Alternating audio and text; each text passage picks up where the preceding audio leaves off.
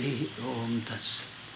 ശ്രുതീനാം സൂത്രാണാം സ്മൃതിനിഖിലവേദാനുവചസാം പരം ഹാർദം യുക്തം ഹ്യഖിലചിദചിദ്ഭിന്നമപി ച അഭിന്നം സ്വാഭാവ്യാദ് ഗുണിച പരമം ബ്രഹ്മകമിദം സമാദിഷ്ടം യൈസ്താൻ അപി സതതമീഡേ ഗുരുവരാൻ. യം ശൈവാസ്സമുപാസതേ ശിവ ഇതി ബ്രഹ്മേതി വേദാന്തിനോ ബൗദ്ധാ ബുദ്ധ ഇതി പ്രമാണപടവഃ കർത്തേതി നൈയായികാ. അർഹന്നിത്യഥ ജൈനശാസനരതാഃ കർമ്മേതി മീമാംസകാഃ സോയം വോ വിദധാതു വാഞ്ചിതഫലം ത്രൈലോക്യനാഥോ ഹരിഃ. സോയം വോ വിദധാതു വാഞ്ചിതഫലം ത്രൈലോക്യനാഥോ ഹരിഃ. മദീയഹൃദയാകാശേ സദാനന്ദമയോ ഗുരു ഉദേതു സതതം സമ്യക് അജ്ഞാനതിമിരാരുണഃ.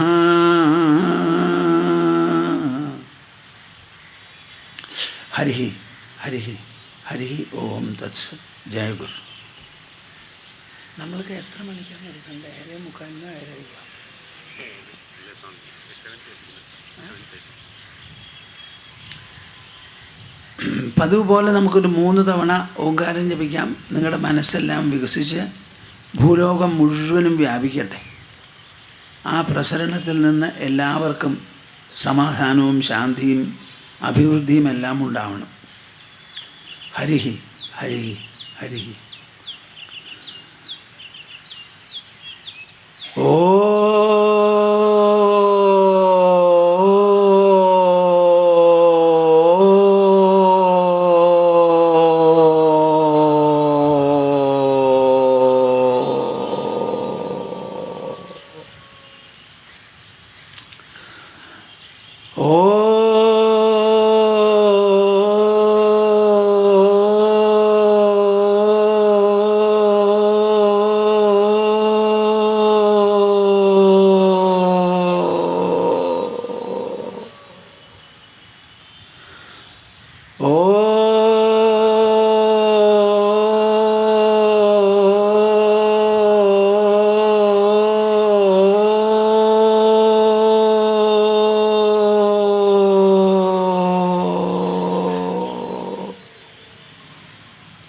ഹരിഃ ഓം തത്സ്. ജയ ഗുരു.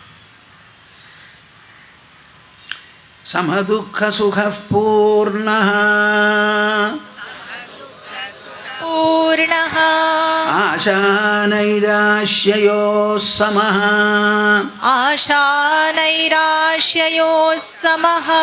സമജീവിതമൃത്യുഃ സन् ഏവമേവ ലയം വ്രജ.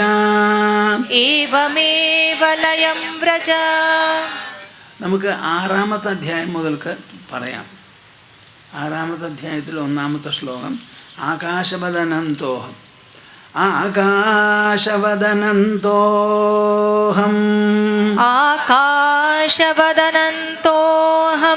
ഘടവത് പ്രാകൃതം ജഗത് ഇതി ജ്ഞാനം തഥൈതസ്യ നത്യാഗോ നഗ്രഹോലയഃ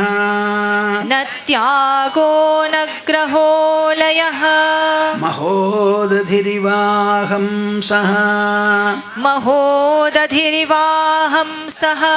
പ്രപഞ്ചോ വീചി സന്നിഭഃ പ്രപഞ്ചോ വീചി സന്നിഭഃ ഇതി ജ്ഞാനം തഥൈതസ്യ ഇതി ജ്ഞാനം തഥൈതസ്യ ന ത്യാഗോ ന ഗ്രഹോ ലയഃ ന ത്യാഗോ ന ഗ്രഹോ ലയഃ.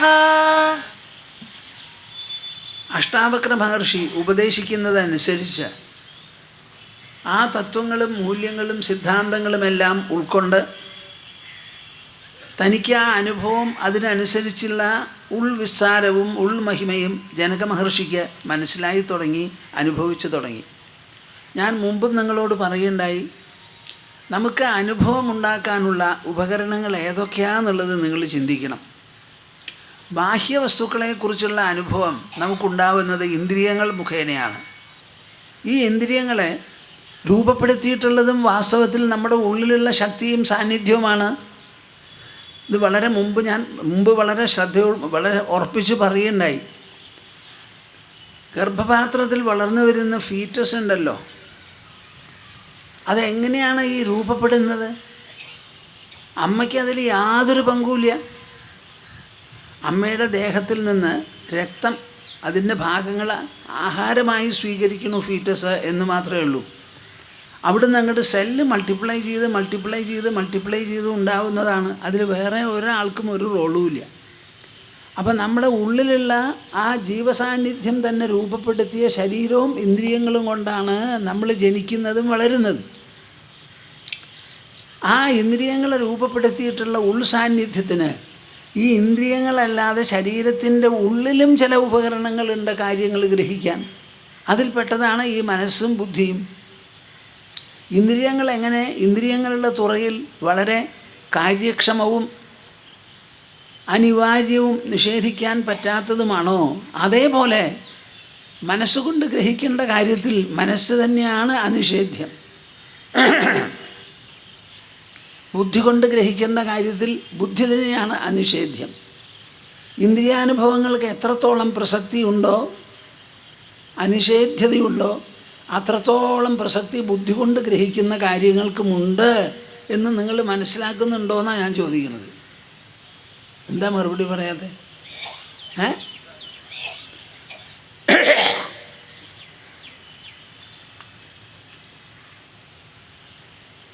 10,000-നെ 30,000 കൊണ്ട് പെരുക്കണം. എന്താ ഈ പെരുക്കലെന്ന് പറഞ്ഞാൽ? എന്ത് സംഖ്യ കൊണ്ട് പെരുക്കുന്നുവോ, ഏതിനെ പെരുക്കുന്നുവോ, ആ പെരുക്കുന്നത് ഏതിനെയോ അതിൻ്റെ അത്രയും സംഖ്യ ഉണ്ടാക്കി കൂട്ടിയാൽ പെരുക്കലായി. അപ്പോൾ 10,000-നെ 30,000 കൊണ്ട് പെരുക്കുമ്പോൾ എന്തു വേണം? ആദ്യം 10,000 ഇവിടെ കൊണ്ടുവയ്ക്കണം. അതേപോലെ 30,000 തവണ 10,000 കൊണ്ടുവച്ച് കൂട്ടിച്ചേർത്ത് എണ്ണിയാലല്ലേ ഇത് കിട്ടുള്ളൂ. അതിന് പകരം നമ്മൾ കടലാസും പെൻസിലും എടുത്തിട്ടോ അല്ലാതെയോ 10,000-നെ 30,000 കൊണ്ട് പെരുക്കിയ ഒരു സംഖ്യ പറയുന്നുണ്ട്. അത് ശരിയോ തെറ്റോ എന്ന് നിങ്ങൾ പറയൂ. അത് സ്വീകാര്യമല്ലേ? എന്താ മിണ്ടാതെ? അവിടെ പ്രവർത്തിച്ചത് കണ്ണും കയ്യുമാണോ അതോ നമ്മുടെ ബുദ്ധിയോ? അപ്പോൾ ബുദ്ധി കൊണ്ട് ചെയ്യുന്ന കാര്യങ്ങളിൽ ബുദ്ധി തന്നെയാണ് പ്രസക്തം, ബുദ്ധി തന്നെയാണ് അന്തിമം. അത് നമ്മൾ നല്ല പോലെ മനസ്സിലാക്കണം. നമുക്ക് ഇന്ദ്രിയാനുഭവം മാത്രമല്ല, ഇന്ദ്രിയങ്ങൾക്ക് ചെന്ന് പറ്റാൻ സാധിക്കാത്ത സ്ഥലങ്ങളിൽ ബുദ്ധിയും മനസ്സും തന്നെയാണ് പ്രമാണം. ദിവസേന സൂര്യൻ ഉദിക്കുന്നത് നമ്മൾ കാണുന്നു, കണ്ണ് കാണിച്ചു തരണു, ഉദിക്കണു, ദാ സഞ്ചരിക്കണമെന്ന്. പക്ഷേ നമ്മളത് വിശ്വസിക്കാതെയും സമ്മതിക്കാതെയും ഇരിക്കുന്നു.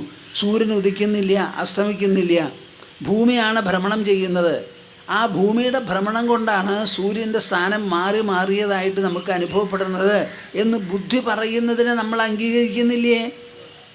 ഇല്ലേ? അതുപോലെ ഈ ചർച്ചയുണ്ടല്ലോ, ഇത് മുഴുവനും ബുദ്ധി കൊണ്ട് നടത്തുന്നതാണ്. ഇത് നിങ്ങൾ നല്ല പോലെ മനസ്സിലാക്കണം. അപ്പോൾ അഷ്ടാവക്ര മഹർഷി പറയുന്നതിനനുസരിച്ച് ജനക മഹർഷിയുടെ ബുദ്ധി അതേപോലെ പ്രകാശിതമായി ചിന്തിച്ച് അദ്ദേഹത്തിനുണ്ടാവുന്ന അനുഭവങ്ങളെയാണ് അദ്ദേഹം ചിത്രീകരിക്കുന്നത്. മഹോദധിരിവാഹം സഹ പ്രപഞ്ചോ വീചിസന്നിഭ ഇതി ജ്ഞാനം തഥൈതസ്യ ന ത്യാഗോ ന ഗ്രഹോ ലയഃ. ആദ്യം പറഞ്ഞു, ഒരു കുടം പോലെയാണ് ഈ ലോകം. ഞാൻ ആകാശമാണ്. I am actually the spatial sentience, the spatial consciousness consciousness which has got the dimension, magnitude and subtlety like those of the space. In that spatial presence that is within me, which I am able to realize and experience, I find whatever object universe or objectude is there, that is nothing but a piece of jar. As space is all pervading, permeating all other substances, I am also pervading everything in the object universe. I am the pervader, I am the permeator, and the entire world is object and object alone. I become the subject. ഇതാണ് ഇപ്പോൾ ജനക മഹാരാജാവ് പറയുന്നത്. അപ്പോൾ ഇവിടെ ആദ്യം പറഞ്ഞത് എന്താ? ആദ്യം പറഞ്ഞത് ഈ ലോകത്തിനുള്ള സ്ഥൂലത്വത്തെ അംഗീകരിച്ചു കൊണ്ട് പറയണു, ആ സ്ഥൂലതയിൽ ഞാൻ വ്യാപിച്ചിരിക്കണു, ആകാശം മറ്റ് ഭൂതങ്ങളിൽ വ്യാപിക്കുന്നത് പോലെയെന്ന്. പിന്നെ പറയുകയാണ് അതും കൂടിയല്ല, എനിക്ക് അത് വിട്ടും ഒരനുഭവമുണ്ടെന്ന്. അതെന്താ? ഞാനൊരു സമുദ്രമാണ്. I am the real ocean, the endless ocean. And the whole universe is nothing but a wave in this ocean എന്ന് പറയും.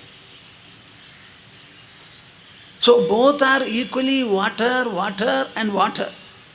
മറ്റത് സ്ഥൂലമായ ഒരു പദാർത്ഥമാണെന്ന് പറഞ്ഞു. ഇവിടെ ആ സ്ഥൂലത നിരാകരിച്ചുകൊണ്ട് whatever I am, the universe also is the same. Both are watery, water. അങ്ങനെ വരുമ്പോൾ there is no difference between me and the world എന്നുള്ള ഒരു നില അവിടെ വന്നു. അപ്പോൾ ആദ്യത്തെ അനുഭവം ഈ ലോകം സ്ഥൂലമായി പൊന്തിക്കിടക്കണു, ആകാശമാണ്, ഞാൻ എല്ലാറ്റിനെയും ഉൾക്കൊള്ളുന്നു, ഈ യൂണിവേഴ്സിനെയും ഞാൻ ഈ പ്രപഞ്ചത്തെയും ഉൾക്കൊണ്ട് അതിൽ വ്യാപിച്ചിരിക്കുന്നവനാണെന്ന്. ഇപ്പോൾ പറയണത് എന്താ? പ്രപഞ്ചം എന്നൊന്നും ഉണ്ടോ എന്ന് ചോദിച്ചാൽ വാസ്തവത്തിൽ ഇല്ല. ഞാൻ എങ്ങനെ ചേതനാമയനോ അതേമാതിരി ഈ പ്രപഞ്ചവും ചേതനാമയം തന്നെയാണ്, സമുദ്രത്തിലെ തിരമാലകൾ പോലെ. അപ്പോൾ അവിടെ രണ്ടാമതൊരു വസ്തു എന്നുള്ള സ്ഥാനം ഈ പ്രപഞ്ചത്തിനില്ല. Whatever is my nature, exactly same is the nature of the universal projection or display. There is no difference at all. അപ്പോൾ ഒരു ഭാഗത്ത് വ്യത്യാസമുള്ള അനുഭവം, മറുഭാഗത്ത് വ്യത്യാസമില്ലാത്തതായ അനുഭവം, ഇങ്ങനെ എല്ലാം ഒന്ന് എന്നുള്ള നിലയ്ക്ക് അനുഭവം വരുമ്പോൾ എന്തിൽ ലയിപ്പിക്കാനാ? ആര് ലയിപ്പിക്കണു? എന്തിനെ ലയിപ്പിക്കണു? എവിടെ? തരംഗത്തിന് സമുദ്രത്തിൽ ലയിപ്പിക്കാൻ നമുക്ക് പറ്റുമോ? പറ്റില്ല. തരംഗം എന്ന് പറയണത് സമുദ്രം തന്നെയാണെന്ന്, അതിൽ ലയിക്കാന്നൊരു ചോദ്യം വരണില്ല. ഒന്ന് മറ്റൊന്നിൽ ലയിക്കുമ്പോൾ എന്തെങ്കിലും ഒരു വ്യത്യാസം ആ ഒന്നിനുണ്ടാവുമല്ലോ. അപ്പോൾ ഈ തരംഗത്തിനെ ലയിപ്പിക്കാൻ പറ്റില്ല. തരംഗമയമാണ് സമുദ്രം, സമുദ്രമയമാണ് തരംഗം, രണ്ടിനും വ്യത്യാസമില്ല എന്ന്. ഇങ്ങനെ പറയുമ്പോൾ എനിക്ക് ഓർമ്മ വരികയാണ്, മുണ്ടകോപനിഷത്തിൽ ഈ പ്രപഞ്ചത്തിൻ്റെ ഉത്പത്തിയെപ്പറ്റി ചർച്ച ചെയ്യുന്ന ഒരു ഭാഗമുണ്ട്. അങ്കിരസ് മഹർഷിയുടെ അടുക്കിലേക്ക് നല്ല പ്രായം ചെന്ന ഒരു ഗൃഹസ്ഥൻ ശൗനകൻ ചെന്നു. ശൗനകൻ ചെന്നിട്ട് ചോദിക്കുകയാണ്, കസ്മിന്നു ഭഗവോ വിജ്ഞാതേ സർവമിദം വിജ്ഞാതം ഭവതീതീന്. My dear respected sir, by knowing which specifically or in particular shall I be able to know everything in general? ഇതാണ് ചോദ്യം. ഒരു ഗൃഹസ്ഥൻ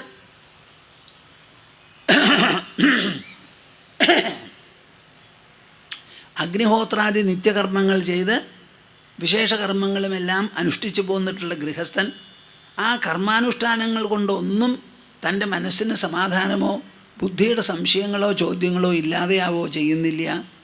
അതുകൊണ്ട് കാര്യങ്ങൾ മനസ്സിലാക്കാൻ വേണ്ടി ഈ കർമ്മരോഗത്തിനെയൊക്കെ വിട്ട് വെറുതെ ഇരിക്കുന്ന ഒരാളുടെ അടുക്കലേക്ക് ചെല്ലാം, ഒരു സന്യാസിയുടെ അടുത്ത് എന്ന് പറഞ്ഞിട്ട് പോയി അവിടെ ചെന്ന് ചോദിക്കുന്ന ചോദ്യമാണ്. അവിടെ അദ്ദേഹം ആവശ്യപ്പെട്ടത് എന്താ? സ്വർഗം കിട്ടാനുള്ള വഴി എന്താ? ബ്രഹ്മലോകത്തിലേക്ക് എങ്ങനെ പോവാം? പ്രജാപതിയുടെ അടുത്ത് ചെല്ലാനുള്ള വഴി എന്താ? ഇതൊന്നുമല്ല ചോദിച്ചത്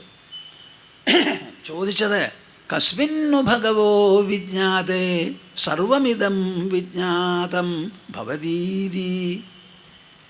എനിക്കൊന്ന് പറഞ്ഞു തരൂ, ഈ പ്രപഞ്ചത്തിലെ അനവധി സാധനങ്ങളുണ്ടല്ലോ, അതിലേതെങ്കിലും ഒന്നിനെ ഒരു പ്രതിനിധാനം ചെയ്യുന്ന രൂപത്തിലെടുത്ത് അതിനെ മനസ്സിലാക്കിയാൽ എല്ലാം മനസ്സിലാക്കപ്പെടണം.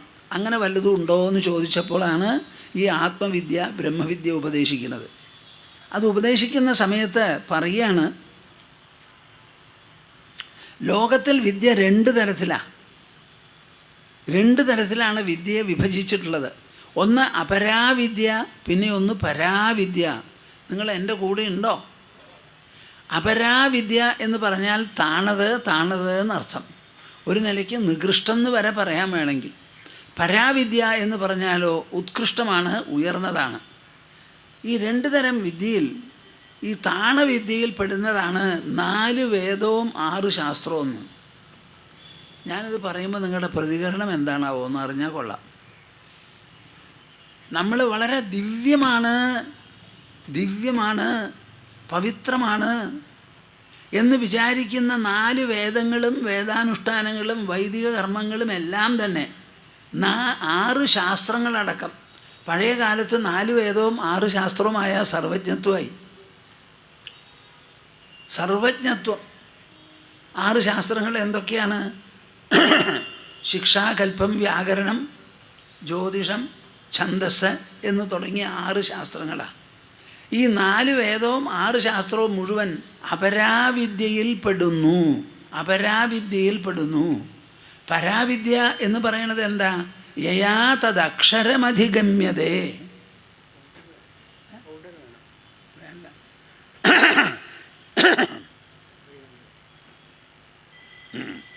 യയാ തദക്ഷരമധിഗമ്യതേ. പരാവിദ്യ എന്ന് പറയണത് എന്താ? ക്ഷരമില്ലാത്തത്, നാശമില്ലാത്തത്, അനശ്വരമായ പൊരുളിനെ വെളിപ്പെടുത്തി തന്ന് അനുഭവ സാക്ഷാത്കാരം ഉണ്ടാക്കി തരുന്നതാണ് പരാവിദ്യ. അതാണ് ബ്രഹ്മവിദ്യ. അതാണ് നമ്മളിവിടെ ചർച്ച ചെയ്യുന്നത്. അതാണ് ഭഗവത്ഗീതയിൽ. അർജുനൻ ചോദിച്ചത് എന്താ? യത് ശ്രേയസ്യാൻ നിശ്ചിതം ബ്രൂഹി തന്മേ. പ്രേയസ്, ശ്രേയസ് എന്ന് 2 എണ്ണമാണ് ലോകത്തിൽ. പ്രേയസ് എന്ന് പറഞ്ഞാൽ ഇന്ദ്രിയങ്ങൾക്ക് താത്കാലികമായി സുഖം, സന്തോഷകരം എന്ന് തോന്നുന്നത്. ശ്രേയസ് എന്ന് പറഞ്ഞാലോ ആത്യന്തികമായ നന്മയും ഔത്കൃഷ്ടവും വരുത്തി തീർക്കുന്നത്, സാഫല്യം തരുന്നത്. അതിലെനിക്ക് ശ്രേയസ് വേണമെന്നാണ് പടക്കളത്തിൽ യുദ്ധം ചെയ്ത് ജയിക്കാൻ വന്ന അർജുനൻ കൃഷ്ണൻ്റെ മുൻപിൽ നടത്തിയ നിവേദനം. ആ ശ്രേയസ്സാണ് കൃഷ്ണൻ ആദ്യന്തം ഉപദേശിച്ചിരിക്കുന്നത്. അതാണത് ആത്മജ്ഞാനമായതും ആത്മസാക്ഷാത്കാരമായതും. ഇവിടെ ജനക മഹാരാജാവ് ആദ്യമേ ചോദിച്ചു, മോക്ഷം എങ്ങനെയുണ്ടാവും, ജ്ഞാനം എങ്ങനെയുണ്ടാവും, മുക്തി എങ്ങനെയുണ്ടാവുമെന്ന്. ആ മുക്തിശാസ്ത്രവും ജ്ഞാനശാസ്ത്രവുമാണ് പ്രതിപാദിക്കുന്നത്. എന്നിട്ട് അദ്ദേഹം പറയുകയാണ്, ഈ ലോകം മുഴുവനും ഉണ്ടായത് ബ്രഹ്മത്തിൽ നിന്നാണ്. എങ്ങനെ ഇത് ഉണ്ടായി എന്ന് ചോദിച്ചാൽ അദ്ദേഹം 3 ഉദാഹരണം പറയുകയാണത്. ഇവിടെ ആദ്യം പറഞ്ഞുവല്ലോ, ഈ പ്രപഞ്ചത്തിനൊരു സ്ഥൂലത്വം കൽപ്പിച്ചു കൊടുത്ത്, ഒരു കുടം പോലെയാണ്, ഞാൻ ആകാശമാണ്. പിന്നെ പറഞ്ഞു ഞാൻ സമുദ്രമാണ്, ഈ ലോകം മുഴുവനും തരംഗമാണെന്ന്. അതുപോലെ പലതരത്തിലുള്ള 3 വീക്ഷണം ഇവിടെ പറയുക. യഥോർണനാഭിസൃജതേ ഗൃഹതേ ച യഥാ പൃഥിവ്യാം ഓഷധയഃ സംഭവന്തി.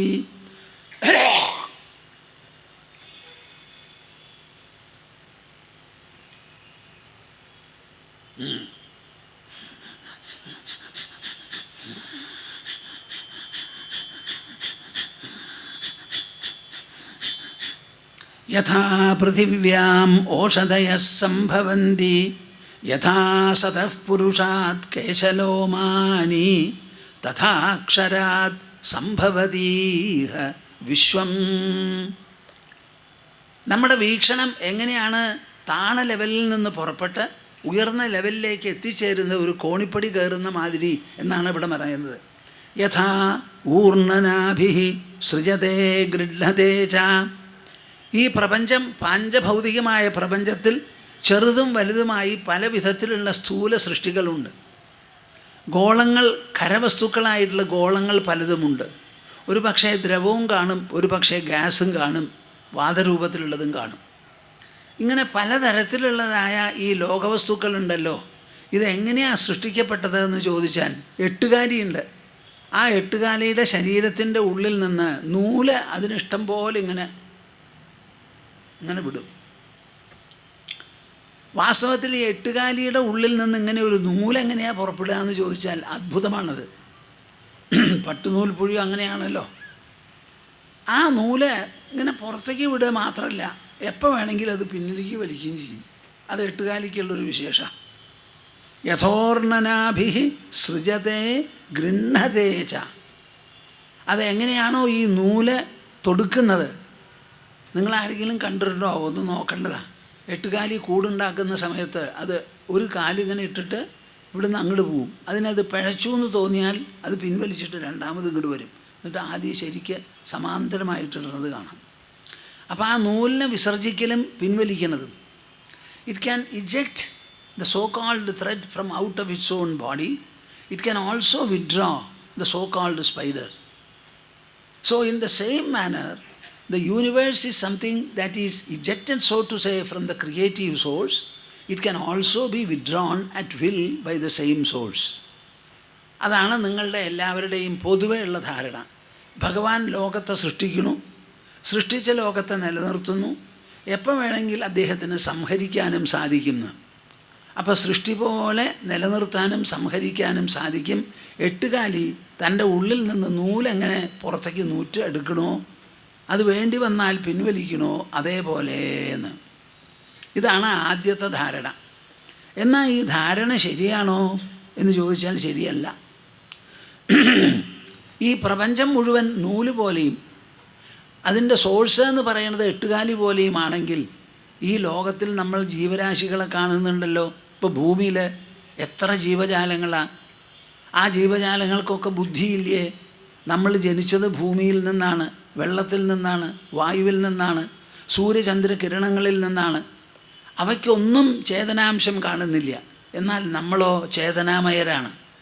അപ്പോൾ ഈ സൃഷ്ടിച്ചതായ ആ സോഴ്സ്, ആ ഉത്പത്തി സ്ഥാനം എട്ടുകാലിയായും സൃഷ്ടിക്കപ്പെട്ടത് ജഡനൂലായും എന്ന് പറയുമ്പോൾ അത് ബുദ്ധിയുള്ളവർക്ക് സമ്മതമാവില്ല. നിങ്ങൾ എൻ്റെ കൂടെ ഉണ്ടോ? യഥോർണനാഭിസൃജതേ ഗൃഹതേ ച യഥാ യഥാ പൃഥിവ്യാം ഓഷധയഃ സംഭവന്തി. അടുത്ത സ്റ്റെപ്പ് എന്താണെന്ന് പറഞ്ഞാൽ, ഈ ലോകത്തിൽ നമ്മളൊക്കെ കാണുന്നത് ജഡവസ്തുക്കളാണ്. ജീവരാശികൾ എല്ലായിടത്തൊഴിച്ച് ബാക്കിയെല്ലാം ജഡമാണ്. ഇവിടെ ഭൂമിയിൽ മാത്രമല്ലേ നമ്മൾ ലൈഫ് കണ്ടെത്തിയിട്ടുള്ളൂ, ജീവൻ. നമ്മുടെ ചുറ്റുമുള്ള 9 ഗോളങ്ങൾ വേറെ ഉണ്ടല്ലോ, അതിലൊന്നും നമ്മളൊന്നും കാണുന്നില്ലല്ലോ. അപ്പം നമ്മുടെ തുടക്കം എന്താ? നമ്മുടെ തുടക്കം ഭൂമിയാണ്, പഞ്ചഭൂതങ്ങളാണ്. ആ പഞ്ചഭൂതങ്ങൾക്കൊന്നിനും ജീവനില്ല, ചേതനാംശം കാണാനില്ല നമ്മൾ പ്രത്യക്ഷത്തിൽ. എന്നാൽ നമുക്കതുണ്ട്. അപ്പോൾ അങ്കിരസ് പറഞ്ഞു കൊടുക്കുകയാണ്, യഥാ പൃഥിവ്യാം ഓഷധയഃ സംഭവന്തി. പൃഥ്വി എന്ന് പറഞ്ഞാൽ ഭൂമി. ആ ഭൂമിയിൽ പല വിധത്തിലുള്ള ചെടികൾ ഇങ്ങനെ ഉണ്ടാവുള്ളൂ. ഭൂമിക്കാണെങ്കിൽ ജീവനില്ല, പക്ഷേ ഭൂമിയിൽ നിന്ന് മുളയ്ക്കുന്ന സാധനങ്ങൾക്കോ ജീവനുണ്ട് താനും. അതിൽപ്പെട്ടതാണ് മനുഷ്യനും മൃഗങ്ങളും പക്ഷികളും ഇഴജന്തുക്കളുമെല്ലാം. ഇങ്ങനെ ചെടികളും മറ്റും ഭൂമിയിൽ വളർന്നുണ്ടാവുന്നതിൽ ശ്രദ്ധിക്കണം പറയണത്. നമ്മുടെ ഭൂമിക്ക് എന്തെങ്കിലും പ്രത്യേകമായ ഒരു ഇച്ഛയോ ഒരു ഉദ്ദേശമോ ഉണ്ടോ? അത് ജഡമാണ്, അതിനൊരു ഉദ്ദേശവും ഇല്ല. എട്ടുകാലിക്കൊരു ഉദ്ദേശമുണ്ട്, എരപിടിക്കൽ. ഇവിടെ ഭൂമി മിണ്ടാതെ ഇരിക്കുക, ചുറ്റിത്തിരിക്കുക. മഴ ഇങ്ങനെ പെയ്യണു, തണുക്കണു. അങ്ങനെ ഭൂമി അങ്ങോട്ട് തണുത്താൽ തന്നെത്താനെ ചെടികൾ മുളയ്ക്കായി. ഈ മുളയ്ക്കുന്നതിൽ ഭൂമിക്ക് വല്ല പങ്കുമുണ്ടോ എന്ന് ചോദിച്ചാൽ അത് അറിഞ്ഞും കൊണ്ടാണോ മുളയ്ക്കണത്? അതിൽ നമ്മൾ കൃഷി ചെയ്യണു, പല തരത്തിലുള്ള സാധനങ്ങളും കൃഷി ചെയ്യണു. ഈ കൃഷി ചെയ്യുന്നതിൽ ഭൂമിയോട് സമ്മതം ചോദിക്കുന്നുണ്ടോ? തനിക്ക് പറ്റിയതാണോ എന്ന് നമ്മൾ ചോദിക്കണില്ല. ഭൂമി തൻ്റെ ഇഷ്ടമൊട്ട് പറയണമില്ല. അതിൻ്റെ ഗുണദോഷങ്ങൾ മനസ്സിലാക്കി ഏത് മണ്ണിൽ ഏത് ചെടികളാണ് വരിക എന്ന് നമ്മൾ നിശ്ചയിച്ചാലേ ഉള്ളൂ. ഭൂമി നമ്മളോട് പറയണില്ല. അപ്പോൾ ഈ സൃഷ്ടിവിശേഷത്തിൽ ഒന്നും അതിൻ്റെ സോഴ്സിന് ഒരു വിധത്തിലുള്ളതായ ഉദ്ദേശങ്ങളോ ചുമതലകളോ ഇല്ല എന്ന്. In the case of the spider, there is a clear intention, there is a wish and a will, and there is a need for the spider to make the so-called cobweb, the net, and it is catching hold of the prey. In the case of the earth, in proper conditions of moisture, etc., so many herbs and other things thriving on the earth does not seem to have any kind of a will, wish or purpose. So how is the universe evolved? It has just evolved from the source. The source has nothing to say about it. It is a spontaneous development. In that development, the source has nothing to say at all. ഇപ്പം നമ്മളിവിടെ road ഉണ്ടാക്കണം, കെട്ടിടങ്ങൾ ഉണ്ടാക്കണം, കടൽ യാത്ര, കരയാത്ര, ആകാശയാത്ര, ഇതൊക്കെ നമ്മൾ ചെയ്യുന്നുണ്ട്. ഈ ചെയ്യുന്നതിൽ ഈ ആകാശത്തിനോ എന്തിനെങ്കിലും ഒരു ആക്റ്റീവായി ക്രിയാത്മകമായ ഒരു പങ്കുണ്ടോ? ഇല്ല. അതുപോലെയാണ് ഈ ലോകത്തിൽ നടക്കുന്ന കാര്യങ്ങൾ മുഴുവനും. മനുഷ്യൻ്റെ കയ്യിൽ കിട്ടിയിട്ടുള്ളതായ പഞ്ചഭൂതങ്ങൾ മനുഷ്യൻ എങ്ങനെ നിലനിർത്തിയോ അതുപോലെ നിൽക്കും. നമ്മുടെ ഭൂമി 1/4 കര, ബാക്കി 3/4 വെള്ളമാണ്. ആ കടലിലും ഇവിടെ എന്തൊക്കെയുണ്ടോ അവിടെയൊക്കെ കടലിലും ഉണ്ട്. മനുഷ്യൻ മാത്രം അവിടെ ഇല്ല. ഒരു തിമിംഗലത്തിന് എത്രയാണ് വലിപ്പം അറിയാമോ നിങ്ങൾക്ക്? ഒരു തിമിംഗല ശിശു ഒരു ദിവസം 540 ലിറ്റർ പാലാണത്രേ കുടിക്കുക, അമ്മയുടെ പാല്. അത്രയ്ക്ക് വലിയ ജന്തു കടലിലുണ്ട്. അവിടെ ഒരു തരത്തിലുള്ള കോട്ടവും കുറവും ഉണ്ടായിട്ടില്ല. കോട്ടങ്ങളും കുറവുകളും നമ്മളെ ദഹിപ്പിക്കുമാറുള്ള ചൂടും കാര്യങ്ങളൊക്കെ ഭൂമിയിൽ നമ്മൾ തന്നെയാണ് ഉണ്ടാക്കുന്നത്. അപ്പം മനുഷ്യൻ ഇടപെട്ടാൽ നശീകരണം കൂടുതലാണ്. വാസ്തവത്തിൽ മനുഷ്യനിൽ നിന്ന് ഉദ്ദേശിക്കുന്നത് ഭൂമി കൂടുതൽ ഫലഭൂയിഷ്ടമായി സുന്ദരമായ അന്തരീക്ഷം പ്രദാനം ചെയ്തുകൊണ്ട് ഇവിടെ പിൻഗാമികൾക്ക് നമ്മൾ വിട്ടുകൊടുത്തിട്ട് വേണം പോകാൻ. നമ്മളൊക്കെ ചൂഷണം ചെയ്ത് ഭൂമിയെ ഒന്നിനും പറ്റാത്തതായി ഒന്നിനും കൊള്ളാത്തതാക്കിയിട്ടാണ് വിട്ടുകൊടുക്കാൻ പോണത്. അവിടെ എല്ലാം നടക്കണം, ഒരു കുഴപ്പമില്ല. ഇവിടെയാണ് നമ്മൾ സിവിലൈസേഷൻ്റെ പേരിൽ പലതും ഉണ്ടാക്കി ഇപ്പം നമ്മുടെ സിവിലൈസേഷൻ്റെ ഹസ്തങ്ങളിൽ നാം തന്നെ നശിച്ചു പോണു. എന്തു വേണം എന്ന് ആലോചിക്കുക. ഇന്ന് റിപ്പബ്ലിക് ദിനമായിരുന്നല്ലോ. ഞങ്ങളുടെ ആശ്രമത്തിൽ ഒരു കൊടിയൊക്കെ ഉയർത്തി കഴിഞ്ഞ കുറേ ദിവസമായിട്ട് തുടങ്ങിയിട്ടുള്ളതാണ്. സ്വാതന്ത്ര്യദിനത്തിനും റിപ്പബ്ലിക്കിനും ഒരു കൊടി ഉയർത്തൽ. അപ്പോൾ ഈ റിപ്പബ്ലിക് ദിനത്തിനെ പറ്റി ഞാൻ സംസാരിച്ചു. 70 കൊല്ലമായി നമുക്ക് സ്വാതന്ത്ര്യം കിട്ടിയിട്ട്. ഈ സ്വാതന്ത്ര്യം കിട്ടി ഇന്നേ വരെ ഇവിടെ വന്നിട്ടുള്ള സർക്കാർ നമ്മുടെ കുടുംബത്തിൽ ജനിക്കുന്ന കുട്ടികളെ എങ്ങനെയാണ് ഇന്ത്യയിലത്തെ പൗരന്മാരാണ് എന്ന് പറഞ്ഞ് പഠിപ്പിക്കണം എന്നൊരു സമ്പ്രദായം നമ്മളിവിടെ വളർത്തിയിട്ടുണ്ടോ? കല്യാണം കഴിഞ്ഞു, എനിക്ക് പേരക്കുട്ടിയുണ്ടായി, എനിക്ക് കുട്ടിയുണ്ടായി എന്ന് പറയുന്നതൊഴികെ ഈ കുട്ടി ഉണ്ടായത് എവിടെയാണ്? അമ്മ ജീവിക്കണത് എവിടെയാണ്? അച്ഛനമ്മമാരെവിടെയാണ് ജീവിക്കണത്? നമുക്ക് അമ്മയോടുള്ള ബന്ധം കുറച്ച് കഴിഞ്ഞാൽ വിട്ടുപോണു. അമ്മയും അച്ഛനും മരിച്ചു പോണു. പക്ഷേ ഭൂമിയായിട്ടുള്ള ബന്ധം നമുക്ക് വിടുന്നില്ല. നമ്മുടെ ജന്മഭൂമിയോട് നാം എന്നെന്നും കടപ്പെട്ടവരാണ്. ഈ ഭൂമിയിലല്ലാതെ ചവിട്ടാനോ നിൽക്കാനോ കിടക്കാനോ നിൽക്കാനോ നമുക്ക് പറ്റില്ല.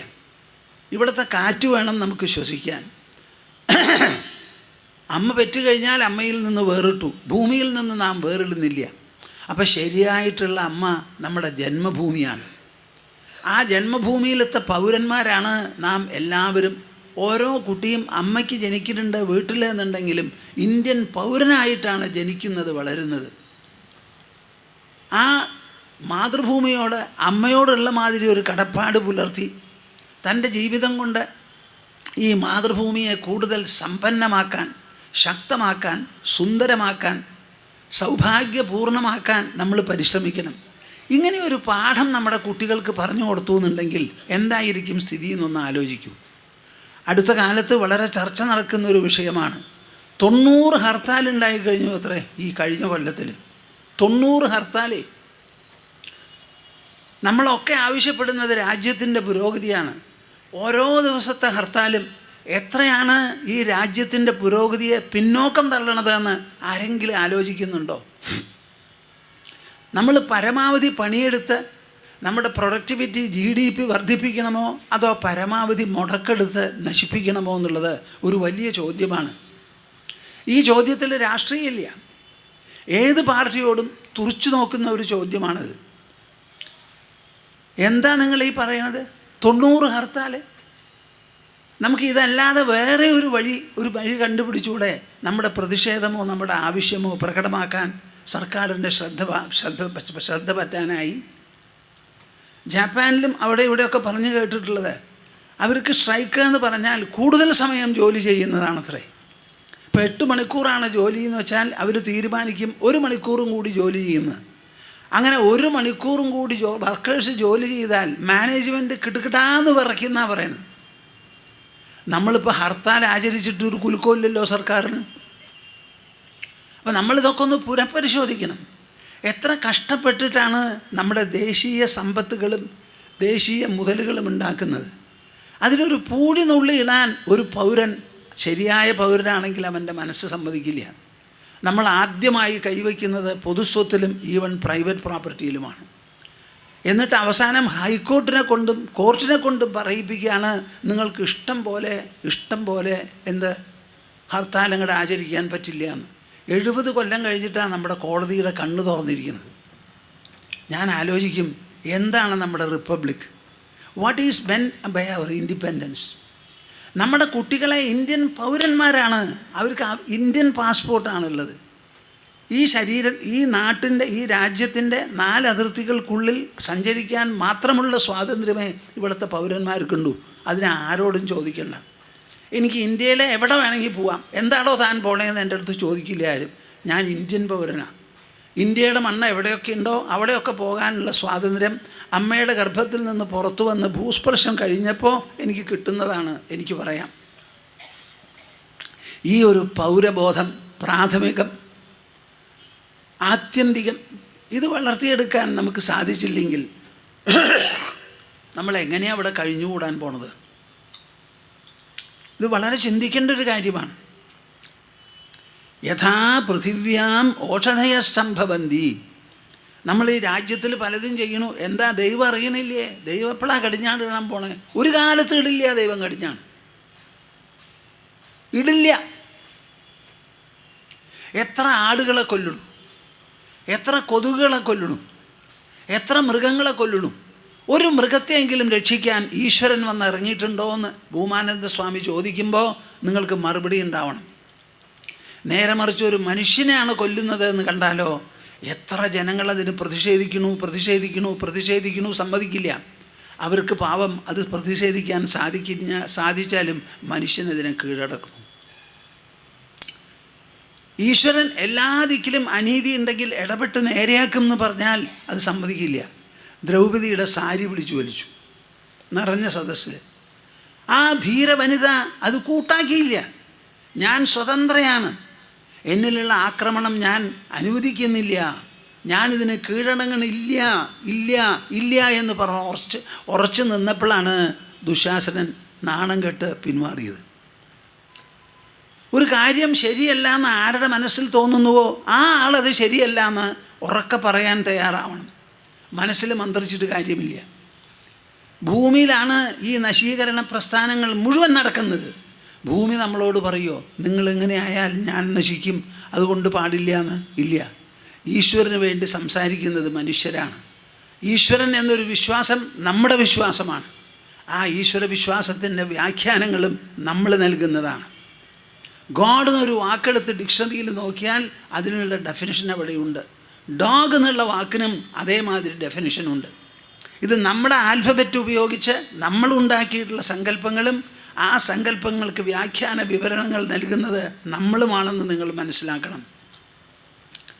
ക്രമം വിട്ട് ഭൂമിയെ കൈകാര്യം ചെയ്താൽ അത് നശിക്കും, നമുക്ക് പറ്റാതെ വരും എന്ന് നമ്മൾ തന്നെയാണ് മനസ്സിലാക്കേണ്ടത്. അല്ലെങ്കിലോ കണ്ടറിയാത്തവൻ കൊണ്ടറിയും. യഥാ പൃഥിവ്യാം ഓഷധയ സംഭവന്തി. ഈ ഭൂമിയിൽ എങ്ങനെയാണോ ചെടികൾ മുളയ്ക്കുന്നത്, വൃക്ഷങ്ങൾ മുളയ്ക്കുന്നത്, അതുപോലെയാണ് ഈ സൃഷ്ടിവിശേഷം ഉണ്ടായിരിക്കുന്നത്. അതിൽ ഭൂമിക്ക് ഒരു പങ്കുമില്ല. ഭൂമി പറയാൻ പോണില്ല ഈ വൃക്ഷം ചെടി മുളച്ചു അതുകൊണ്ട് എനിക്ക് നാശം വന്നു, അതുകൊണ്ട് വൃക്ഷേ നീ വളരരുത്, ഞാൻ നിൻ്റെ കൊമ്പ് വെട്ടും അല്ലെങ്കിൽ വേര് മുറിക്കുന്ന ഭൂമി പറയാൻ പോകുന്നില്ല.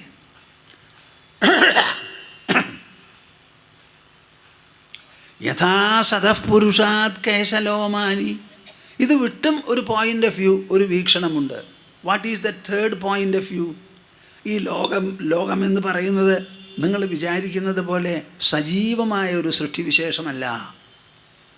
അത് ഞാൻ പറയുമ്പോൾ നിങ്ങളൊക്കെ മുഖം ചുളിക്കും. സജീവമായിരിക്കുന്ന ഒരു സൃഷ്ടിവിശേഷമല്ല. സദഃ പുരുഷാത് കേശലോമാനി. ജീവിച്ചിരിക്കുന്ന ശരീരത്തിൽ നിന്ന് എങ്ങനെയാണോ, ഞാൻ തൊപ്പിയിട്ടിട്ടുണ്ടല്ലോ, ഇത് രണ്ട് എങ്ങനെയാണോ വന്നിരിക്കുന്നത് അതുപോലെയാണ് ഈ പ്രപഞ്ചം. ജഡമാണത്. ആ ജഡവസ്തു വളർന്നു, അതിലെന്തെങ്കിലും കോട്ടമോ വാട്ടമോ ആറ്റം ബോംബിട്ട് കുറേ പ്രദേശം നശിച്ചു എന്നുണ്ടെങ്കിൽ പരബ്രഹ്മത്തിന് വല്ല കേടുമുണ്ടോ ചോദിച്ചാൽ ഒരു കേടുമില്ല. സതപുരുഷാത് കേശലോമാനി. The entire creation is inert so far as its source is concerned. It is not going to affect or interfere with the solidarity, if at all, of the source, God, whatsoever, whomsoever. ഇവിടെ വന്നാൽ വർദ്ധിച്ചാലും ചുരുങ്ങിയാലും ഒരു വിധത്തിലുള്ള കോട്ടവാട്ടം ഇതിൻ്റെ സോഴ്സിനില്ല. സ്വപ്നത്തിൽ നിങ്ങളുടെ കഴുത്ത് വെട്ടിയതായിട്ട് നിങ്ങൾ കാണുന്നു. എൻ്റെ കൂടെ ഉണ്ടോ നിങ്ങൾ? സ്വപ്നത്തിൽ കഴുത്ത് വെട്ടിയതായിട്ട്, സ്വപ്നേ യഥാ ശിരച്ഛേദ, ഒരു സ്വപ്നം കണ്ടു. എണീറ്റ് നോക്കിയുമ്പോൾ കഴുത്ത് വെട്ടിയിട്ടുണ്ടോ ഇല്ലേ? എന്താ മിണ്ടാതെ? അമ്മയെ തല്ലിയെന്നൊരു സ്വപ്നം കണ്ടു, അല്ലെങ്കിൽ മരിച്ച് അങ്ങേ അറ്റത്ത് അമ്മയെ കൊന്നു തന്നെ ആയിക്കോട്ടെ. ചിലരൊക്കെ വെളുപ്പാൻ കാലത്ത് എണീറ്റ് ക്ഷേത്രത്തിൽ പോയി പ്രായശ്ചിത്തത്തിന് പോവും. ഒരാവശ്യമില്ല. കണ്ടത് സ്വപ്നമാണ്, ഞാൻ ചെയ്തിട്ടില്ല, ഇല്ലാത്തൊരു സംഭവമാണ് സ്വപ്നത്തിൽ കണ്ടതെന്ന് പറഞ്ഞ് മിണ്ടാണ്ടിരിക്കേ വേണ്ടൂ. അങ്ങനെ സ്വപ്ന തുല്യമാണ് ഈ കാണുന്ന പ്രപഞ്ചം മുഴുവനും. ഇതിൽ ഏറ്റൽ വന്നാലും കുറച്ചിൽ വന്നാലും ഇതിൻ്റെ സൃഷ്ടികർത്താവിനോ സോഴ്സിനോ ഒരു വിധത്തിൽ സ്വല്പമെങ്കിലും ബാധയുണ്ടാവാൻ പോണില്ല. യഥാ സതപുരുഷാത് കേശലോമാനി.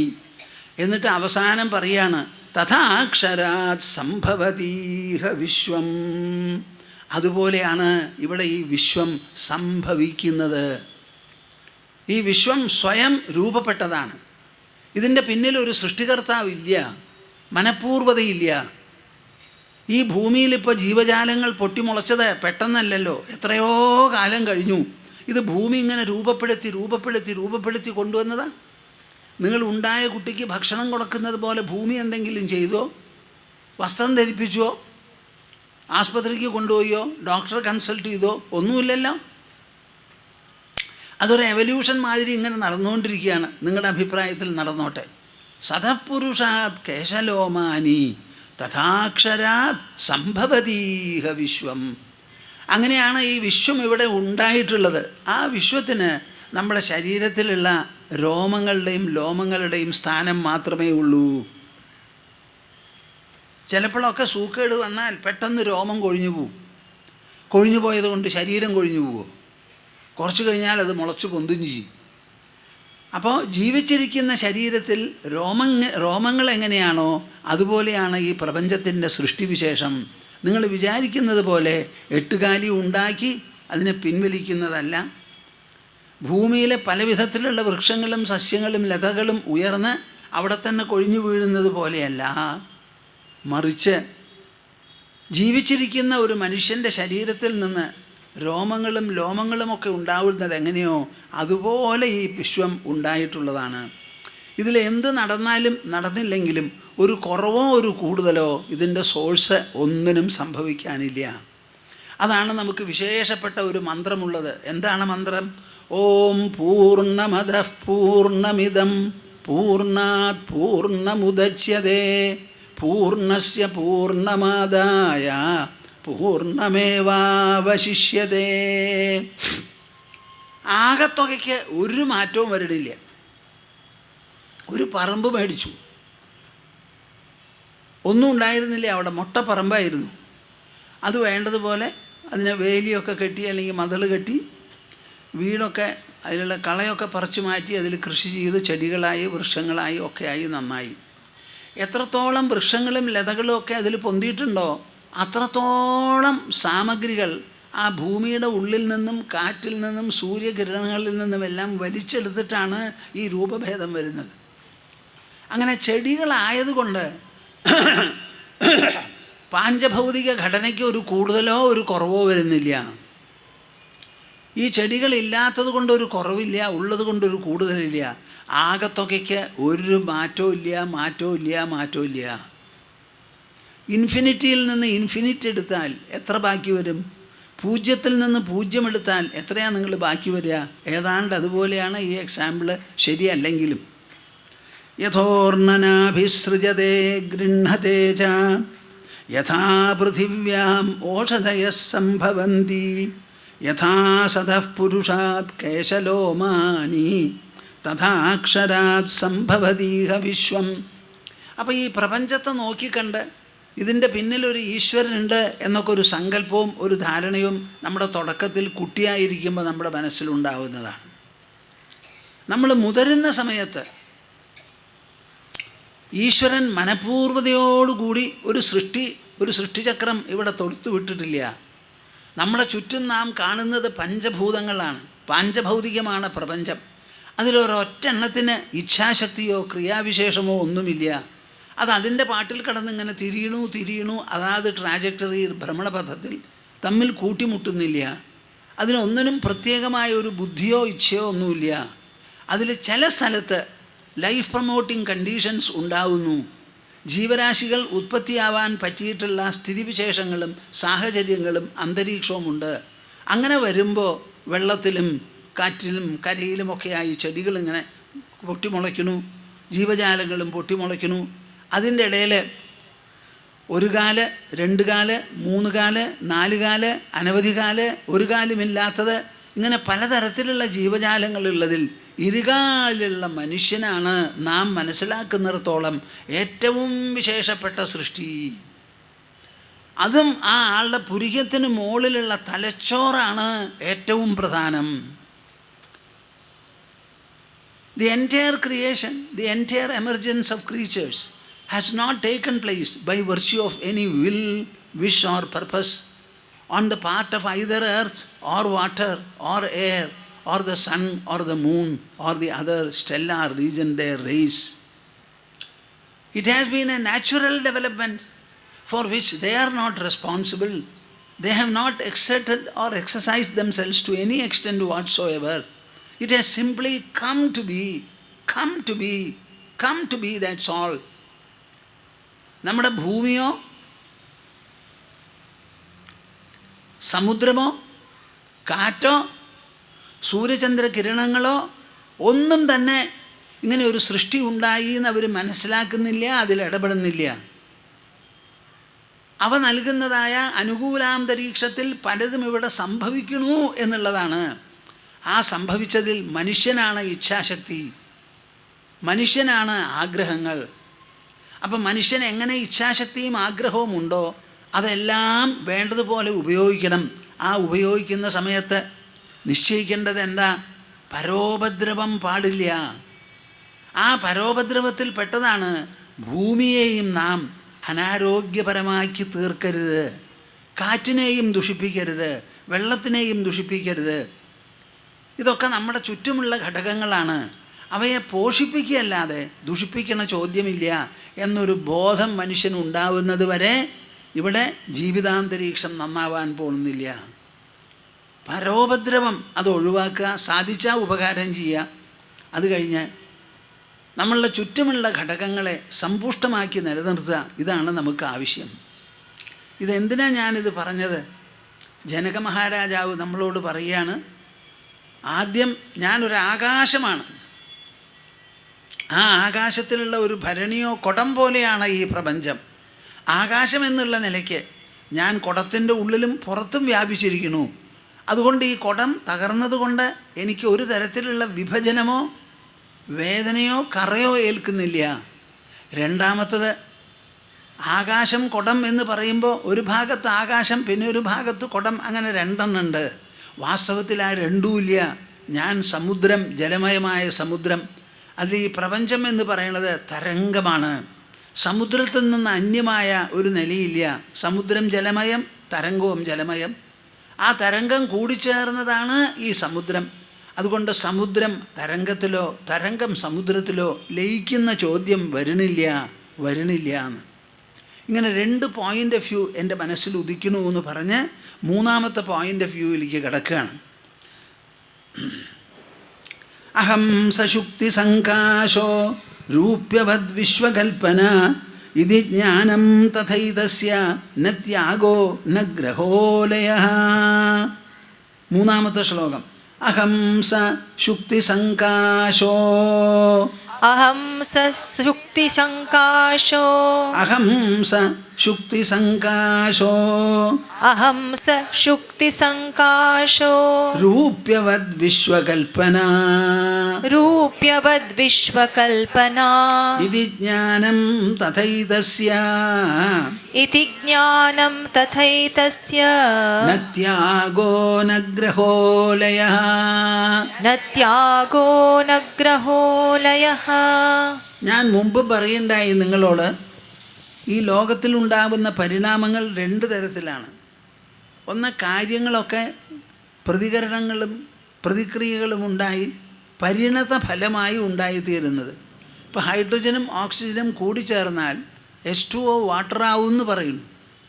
സോഡിയവും ക്ലോറിനും ചേർന്നാൽ സോഡിയം ക്ലോറൈഡ് ഉണ്ടാവും എന്ന് പറയുന്നു. അത് വസ്തുക്കൾ തമ്മിൽ മിശ്രണം നടത്തി അതിന് എന്തോ പ്രതികരണങ്ങൾ പ്രതിക്രിയകൾ ഉണ്ടായി തത്ഫലമായി ഉണ്ടാവുന്ന പുതിയ ഒരു വസ്തുവാണ് സോഡിയവും ക്ലോറിനുമല്ല സോഡിയം ക്ലോറൈഡ് എന്ന് പറയുന്നത്. അതുപോലെയാണ് ഇവിടെ വസ്തുക്കൾ പരിണമിക്കുന്നത്. ഇങ്ങനെ അല്ലാത്ത ഒരു പ്രതിഭാസം ഇവിടെയുണ്ട്. അതിനാണ് നമ്മൾ പറയുന്നത് എന്ത്? പ്രാതിഭാസിക സത്യം എന്ന്. പരിണമിച്ചുണ്ടാവുന്നതൊന്ന് പരിണമിക്കാതെ. ഇപ്പം ആകാശമാണ്, കുടമാണ്, തരംഗമാണ് എന്നൊക്കെ പറഞ്ഞു. ഇനി ഇങ്ങനെ വല്ല വ്യത്യാസങ്ങളും ഉണ്ടോ എന്ന് ചോദിച്ചാൽ ജനക മഹാരാജാവ് സ്വാനുഭവം മുൻനിർത്തി അഷ്ടാവക്ര മഹർഷിയോട് ഉണർത്തുകയാണ്. അഹംസ ശുക്തിസങ്കാശ. ഞാൻ വാസ്തവത്തിൽ സമുദ്രത്തിലെല്ലാം ഉണ്ടാവുന്ന കക്കയാണ്. ആ കക്കയിൽ എല്ലാവരും വന്ന് വെള്ളി കാണുന്നു. അതിൻ്റെ ഒരു ഭാഗം ഇങ്ങനെ മിന്നിത്തിളങ്ങണു. അപ്പോൾ അവരിത് വെള്ളിയാണെന്ന് ധരിക്കുന്നു. വാസ്തവത്തിൽ ഞാൻ കക്ക മാത്രമാണ്, വെള്ളി ആയിട്ടില്ല. എന്നാൽ കാണുന്നവർ അതിൽ വെള്ളി കാണുന്നു. അതുപോലെ പരിണാമരൂപത്തിലല്ലാതെ വിവർത്ത രൂപത്തിൽ മാത്രമുണ്ടാവുന്ന മാറ്റങ്ങളും സംഭവങ്ങളുമാണ് ഇവിടെയാണ്. നമ്മളൊരു സ്വപ്നം കണ്ടു. ഒരു പെൺകുട്ടി കിടന്നുറങ്ങുകയാണ്. കല്യാണത്തിനുള്ള സമയമായി. അപ്പോൾ കല്യാണം കഴിച്ചാൽ കൊല്ലാം എന്നുള്ളൊരു അഭിലാഷമുണ്ട്. ബാക്കിയുള്ളവരോട് പറഞ്ഞോ പറഞ്ഞില്ലേ. അപ്പോൾ ഒരു ദിവസം സ്വപ്നം കണ്ടപ്പോൾ ഒന്നാന്തരം ഒരു യുവാവിനെ കണ്ടെത്തി. എല്ലാവർക്കും ഇഷ്ടമായി. കല്യാണം കഴിച്ച് അങ്ങനെ പോയിരിക്കുകയാണ്. ഹണിമൂൺ എന്നൊക്കെ ആയിട്ട് സ്വപ്നം കണ്ടു. കുറച്ച് കഴിഞ്ഞപ്പോൾ അങ്ങോട്ട് എണീറ്റപ്പോൾ സ്വപ്നത്തിൽ കണ്ട കുട്ടിയുടെ പിന്നാലെ ആ പെൺകുട്ടി പോവോ? എന്താ ഒരു മിണ്ടാതെ? എന്താ കാരണം? അങ്ങനെ ഒന്നും നടന്നിട്ടില്ല. എന്നാൽ അനുഭവിച്ചിട്ടില്ലേ? അനുഭവിച്ചിട്ടുണ്ട്. കല്യാണം നടന്നില്ലേ? ഉവ്വ്. നിങ്ങൾ സഞ്ചരിച്ചില്ലേ? ഉവ്വ്. അതൊക്കെ നടന്നിട്ടുണ്ട്. പക്ഷേ എണീക്കുമ്പോൾ മനസ്സിലാവണു അത് മിഥ്യയാണെന്ന്. അതാണ് ഇവിടെ നടക്കുന്നത്. അഹംസ ശുക്തിസങ്കാശ. വാസ്തവത്തിൽ ഞാൻ ഒരു കക്കയാണ്. I am the mother of pearl. And whoever notices silver in me, it is only in their perception, in their eyes or in their sight. I have never become the silver. But somehow my structure is such, my nature is such, that when a person looks at me, he gets the impression that I am the silver indeed. For him it is silver. And for me, I am only the mother of pearl. ഞാനൊരു സമുദ്ര കക്ക മാത്രമാണ്. എന്നെ കണ്ടിട്ട് വെള്ളി എന്നവർ ധരിക്കണു. അവിടെ വെള്ളി ഉണ്ടായിട്ടില്ലേ? ഉവ്വ്. അവരുടെ കണ്ണാണ് നിശ്ചയിച്ച് വെള്ളി എന്ന് പറയണത്. അപ്പോൾ ആ വെള്ളി എന്ന് പറയുന്ന സംഭവം പരിണമിച്ചുണ്ടായതല്ല, അത് വിവർത്ത രൂപത്തിലുണ്ടായതാണ്. വിവർത്തം എന്ന് പറയുമ്പോൾ അധിഷ്ഠാന വസ്തു മാറുന്നില്ല. അധിഷ്ഠാനമല്ലാത്ത ഒരു പ്രതിഭാസമാണ് അവിടെ. അതിനാണ് പ്രാതിഭാസിക സത്ത എന്ന് പറയുന്നത്. അപ്പോൾ വാസ്തവത്തിൽ പ്രപഞ്ചം ഞാനൊരു കുടമാണെന്ന് പറഞ്ഞു. അത് ആദ്യത്തെ അനുഭവമാണ്. അത് കഴിഞ്ഞ് തരംഗമാണ് ഞാൻ സമുദ്രമാണെന്ന് പറഞ്ഞു. അത് രണ്ടാമത്തെ അനുഭവമാണ്. അത് വിട്ടും മഹർഷേ എനിക്കൊരനുഭവമുണ്ട്. ഞാൻ കക്കയാണ്. എന്നെ കണ്ടിട്ട് ബാക്കിയുള്ളവർ ധരിക്കുകയാണ് വെള്ളിന്ന്. ഞാൻ വെള്ളിയാകുന്നില്ല. അതുകൊണ്ട് ഈ പ്രപഞ്ചം എന്ന് പറയുന്ന പ്രതിഭാസം മാത്രമാണ്. അതിലൊരു വസ്തുനിഷ്ഠതയില്ല, വാസ്തവികതയില്ല. അങ്ങനെ വാസ്തവികതയില്ലാത്തൊരു പ്രപഞ്ചമോ ഒരു ദേഹമോ ആണ് എന്നുണ്ടെങ്കിൽ ലയിപ്പിക്കുന്ന ചോദ്യം എവിടെ വരുന്നു? ഞാൻ വെള്ളിയെ ഗ്രഹിച്ചിട്ടുണ്ടോ? ഇല്ല. ആ വെള്ളിയെ ഈ മദർ ഓഫ് പേളോട് കൂടി യോജിപ്പിക്കുന്ന ചോദ്യം വരുന്നുണ്ടോ? ഇല്ല. It is a false perception. I must understand the falsehood of the perception and therefore it ends forever. അപ്പോൾ എനിക്കിവിടെ ത്യജിക്കാനായിട്ടൊരു പദാർത്ഥമോ ഒരു പരിണാമമോ ഇല്ല, ഇവിടെ ഗ്രഹിക്കാനായിട്ടും ഒന്നുമില്ല. പിന്നെ ലയിപ്പിക്കേണ്ട ചോദ്യം വരുന്നുണ്ടോ? ഇല്ല. അപ്പം ഞാൻ ത്യാഗമുക്തനായി, ഗ്രഹമുക്തനായി, ലയമുക്തനായി, ഇതിൻ്റെ ഒന്നിൻ്റെയും ആവശ്യമില്ലാതെ സ്വതന്ത്രനായി പരിലസിക്കുന്ന ഒരു ചൈതന്യ വിശേഷമാണ് മഹർഷേ. ഇതാണ് എൻ്റെ അനുഭവം എന്ന് പറയണു ജനക മഹാരാജ. നിങ്ങൾക്ക് മനസ്സിലായോ? ഇല്ല. എവിടെ ത്യാഗം? എന്തിനെ ത്യജിക്കണു? എന്തിനെ ഗ്രഹിക്കണു? എവിടെ എന്തിനെ ലയിപ്പിക്കണു? സ്വപ്നത്തിൽ കണ്ട ഭർത്താവിനെ ലയിപ്പിക്കണോ? അവിടെ നടന്ന വിവാഹത്തിന് ലയിപ്പിക്കണം? അങ്ങനെയൊന്നും ഉണ്ടായിട്ടില്ല. നടന്നതൊക്കെ സ്വപ്നമാണെന്ന് മനസ്സിലായി കഴിഞ്ഞു. ആ മനസ്സിലാവുന്നതാണ് അവിടെ, അല്ലാണ്ട് വസ്തുലയമോ വസ്തുപരിണാമമോ ഒന്നും ഉണ്ടായിട്ടില്ല. അഹം സശുക്തി സങ്കാശോ രൂപ്യവദ് വിശ്വകൽപ്പന ഇതി ജ്ഞാനം തഥൈതസ്യ ന ത്യാഗോ ന ഗ്രഹോലയഃ. ഞാനൊരു ശ്ലോകം പറഞ്ഞ് നിർത്താൻ പോവാണ്. ഈ ശ്ലോകം എവിടുന്നാണെന്നറിയോ? നിർവാണാഷ്ടകം എന്ന് പറയും.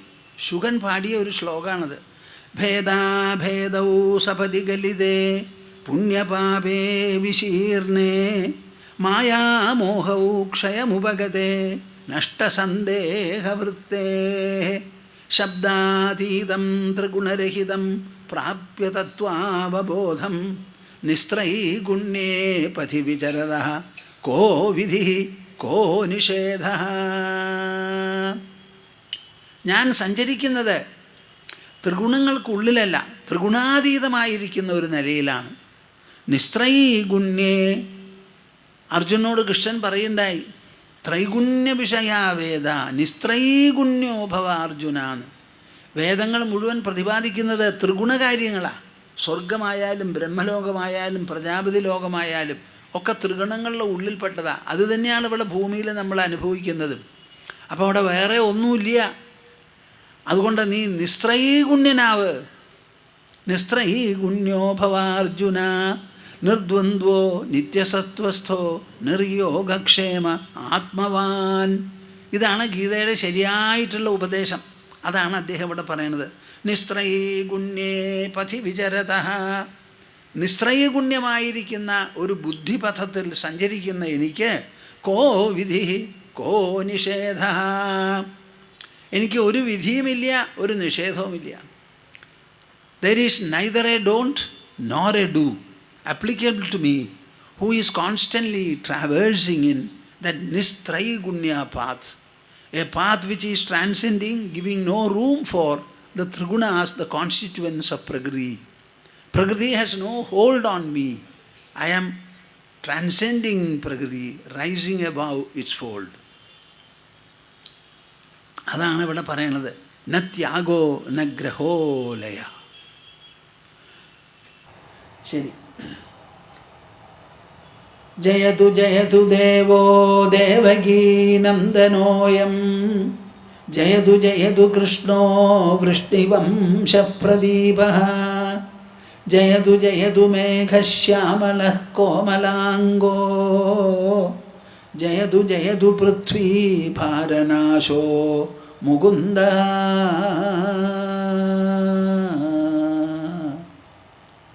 ഹരി ഹരി ഹരി. എല്ലാവർക്കും കൂടി ഒരു ഓങ്കാരം ജപിക്കാം. സമാപനം തയ്യാറായിക്കോളൂ. ഓ